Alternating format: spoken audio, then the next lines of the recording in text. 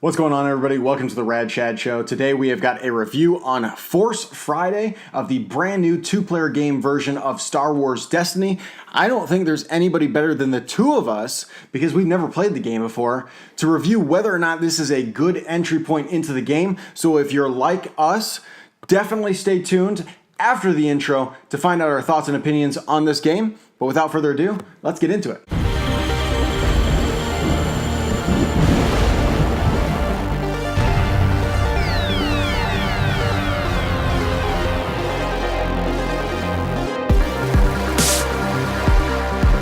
Okay, this box just came out today. It has got everything you need to play Star Wars Destiny. And hey, it's Force Friday. We love Star Wars. So we played it, right? We're beginners to the game. And the question really is this a good entry point for somebody looking to jump into Star Wars Destiny? I think we can answer that by looking at two things. Number one is what comes in this box and how good is it? And then number two is how good is just Star Wars Destiny in general, right? So the first thing that I want to ask you is there are two different decks. There's the hero deck and then there is the villains deck. We've played the game 4 times now. We've played 2 times on each team.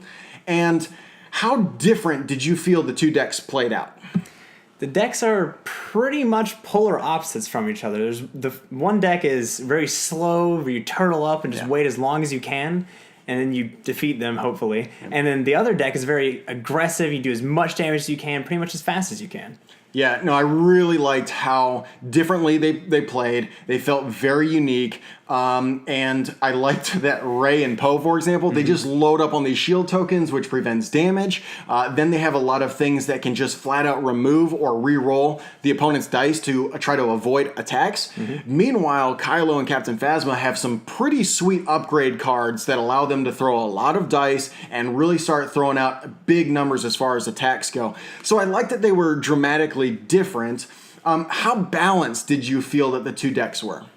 They were actually really balanced. You would imagine the aggro deck to just be able to, destroy the slow control deck just in the early game, but the control deck can actually hold its own for quite some time against the aggressive deck and then, pretty much defeat them because they've run out of steam. Yeah, I was really nervous to begin with because I am one with the dark side. Love me some Kylo, love me some Vader, right? I immediately wanted to jump in as the bad guys, and I won the first 2 games. Now, one of them was a nail biter. It was a really close, very good game. It was great. But even still, I was 2 for 2, and I was thinking, oh crap, I felt like I had the advantage. This is not going to be balanced.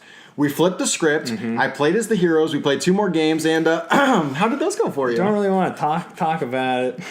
I won all 4 games. It felt great. I loved it. But on a serious note, like, it gave me some consolation and did make me feel like both sides were balanced because I was able to win as the villains and I was also able to win as the heroes.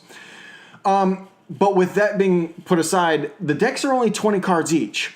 And how much replayability do you think is actually in this box? Like, how many times would you play this before it would grow stale for you? Definitely not too much more than we've already played it. 3 games to 6 games, definitely maximum. More games, like 3 to 6 more definitely games. Okay. like 3 to 6 more games. The decks, like, after you play them so much, you know every single card in your deck, you know every single card in your opponent's deck, and it's just vice versa. There's not much difference at that point. Yeah, by the end of the first game, you've probably seen every card within your deck. And by the end of the second game, you may have played every card within your deck.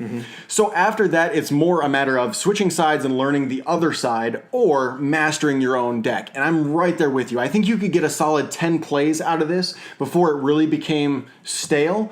But those 10 plays would be pretty good. Now, let's dive into how much we actually like just the core mechanics in the game overall. The action system is pretty fast and furious. How did you feel about the fact that I take an action, you take an action, just the gameplay in general? It was really nice, actually. Normally, I would like I can set up a combo in one turn, and then immediately the next turn I can just, boom, got it all in. But because of all this, because of the action system, you can't do that. You got to really, really think ahead, and all these small actions are incredibly important. Yeah, there's a lot of... The decisions are very small, but they're all meaningful. And so, for example, like there are a lot of cards that you could play, and there's a lot of dice that you can activate, and cards that you can activate as well. And really, it kind of becomes like the order in which that you do these things.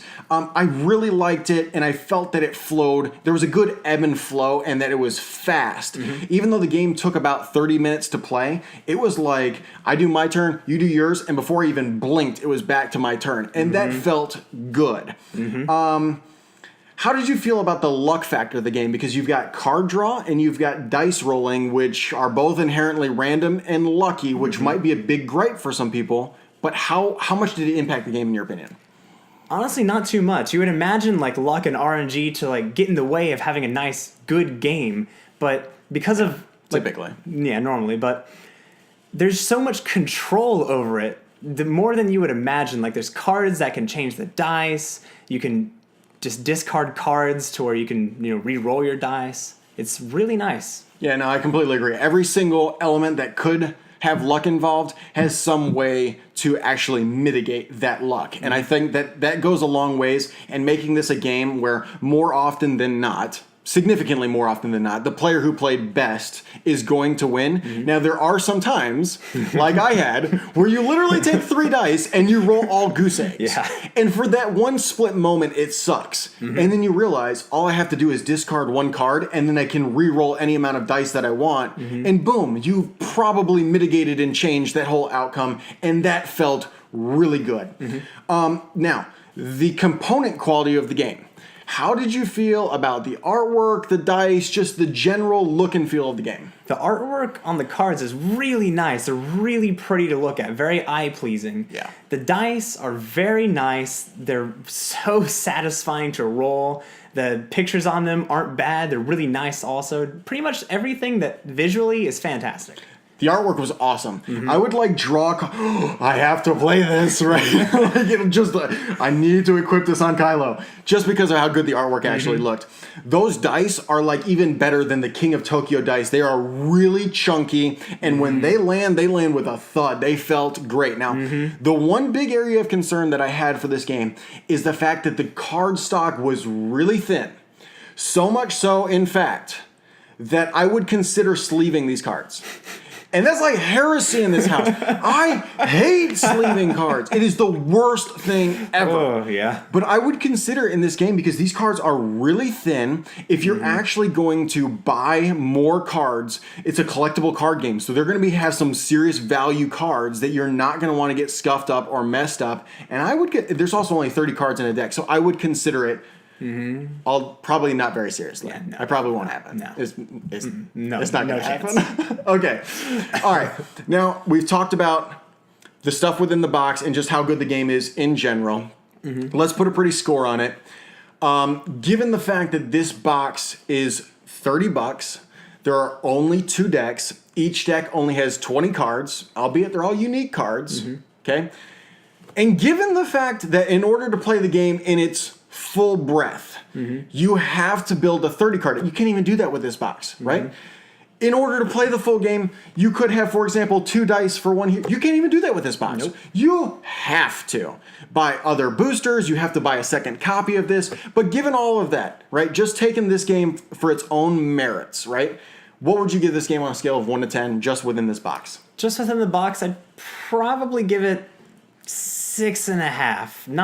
Not too high. It's not enough replayability for me. I'm probably right there with you. I've really enjoyed our time so far, right? I'd probably go a click higher than you and give the game maybe a 7 or a 7.5 out of 10. I think what you have to ask yourselves is, 2 starter decks for anything, Magic the Gathering, Star Wars Destiny, it really doesn't matter. They're going to run you about $30, right? Now, I think the quality of these 2 decks is very good, albeit, they're small decks.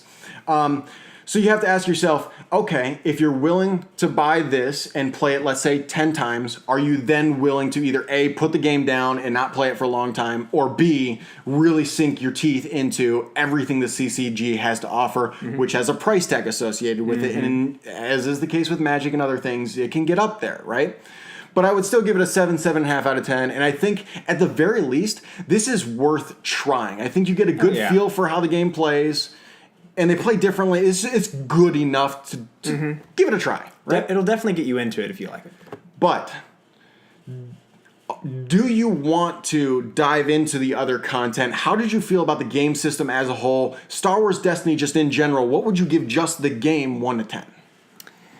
Just the game and all the core mechanics and everything, easily like somewhere between 8 and 9. It's definitely balancing around 8.5. It's fantastic. I love all the mechanics of it.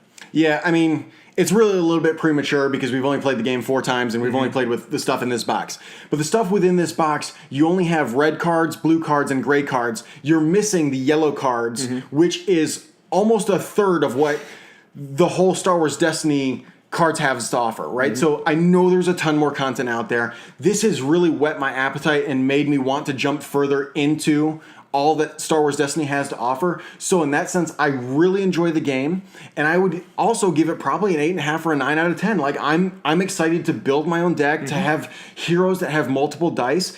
And so for that, I think that, obviously we'll have to do like a follow-up review and see if, having played more, it was truly worth our while. But I think that this served its purpose in the sense that it's whet our appetite, we enjoyed it, and we're ready to dive further into it. Yep. So anyways, hey, if you guys enjoyed this video, definitely click the subscribe button below. And if you liked seeing Hayden in the review, which you probably didn't, that's fair. Hit the like button and we'll have him on more often. It's just going to be a bunch of dislikes. Yeah, probably. Anyways, thanks for watching the Rad Chad Show. And until next time, we'll see you guys later. Thanks. Thank you for watching the Rad Chad Show. Till next time.